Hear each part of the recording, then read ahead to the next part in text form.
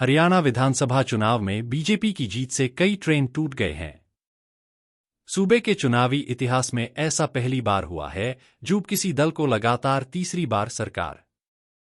सैनी ने पीएम मोदी को दिया जीत का श्रेय। पीएम ने कहा, मां कात्यायनी हाथ में कमल लिए शेर पर बैठी हैं। हरियाणा चुनाव की 90 सीटों पर अक्टूबर के दिन मतगणना हुई थी, जिसमें भाजपा ने बहुमत के आंकड़े को पार करते हुए 48 सीट और कांग्रेस के खाते में 37 सीट आई। इसकी बदौलत एक बार फिर हरियाणा में भाजपा लगातार तीसरी बार सरकार बनाने में कामयाब हो चुकी है। इसी दौरान नायब सिंह सैनी ने बीजेपी की जीत का श्रेय पीएम मोदी को दिया और उनके नेतृत्व की सराहना की। उन्होंने कहा कि मैं हरियाणा के 2.80 करोड़ लोगों को तीसरी बार बीजेपी के कामों पर मुहर लगाने के लिए धन्यवाद देना चाहता हूं। यह सब सिर्फ पीएम मोदी की वजह से है। उनके नेतृत्व में हम आगे बढ़ रहे हैं। उन्होंने मुझसे बात की और अपना आशीर्वाद दिया। मुझे विश्वास था कि हरियाणा के गरीब, किसान और युवा मुझे आशीर्वाद देंगे।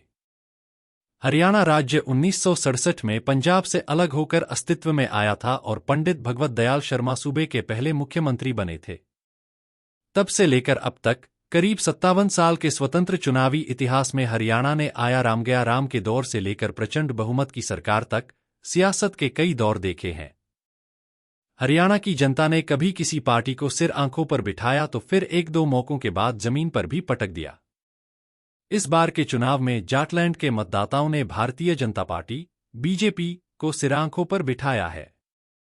रोहतक में पूर्व सीएम भूपेंद्र सिंह हुड्डा ने चुनाव परिणाम पर प्रतिक्रिया व्यक्त की है। वह बोले कि सरकारी तंत्र की भूमिका की जांच होनी चाहिए। चुनाव आयोग से इसको लेकर बात रखेंगे। हरियाणा के रोहतक में पूर्व मुख्यमंत्री भूपेंद्र सिंह हुड्डा का कहना है कि विधानसभा चुनाव परिणाम से कांग्रेस ही नहीं, भाजपा भी अचंभित है। प्रदेश के अंदर जो माहौल था, उसके विपरीत परिणाम आए हैं। केंद्रीय कांग्रेस कमेटी चुनाव आयोग से मिलकर अपनी बात रखेगी। हुड्डा मंगलवार शाम को डी पार्क स्थित आवास पर चुनाव परिणाम पर प्रतिक्रिया व्यक्त कर रहे थे। जनता ने छीनी 3 लालों के वारिसों के चेहरों की लाली। 56 साल बाद आदमपुर में भजनलाल परिवार हारा। इनेलो से अभय चौटाला को हार का सामना करना पड़ा है। तो वहीं बेटे अर्जुन चौटाला और चचेरे भाई आदित्य चौटाला जीतकर विधानसभा पहुंचेंगे। जजपा के दुष्यंत और दिग्विजय चौटाला को करारी हार का सामना करना पड़ा। तो शाम से चचेरे भाई अनिरुद्ध को हराकर श्रुति ने बंसीलाल की विरासत की जंग जीती है। केंद्रीय मंत्री राव इंद्रजीत की बेटी आरती राव ने कड़े मुकाबले में अटेली सीट जीती है।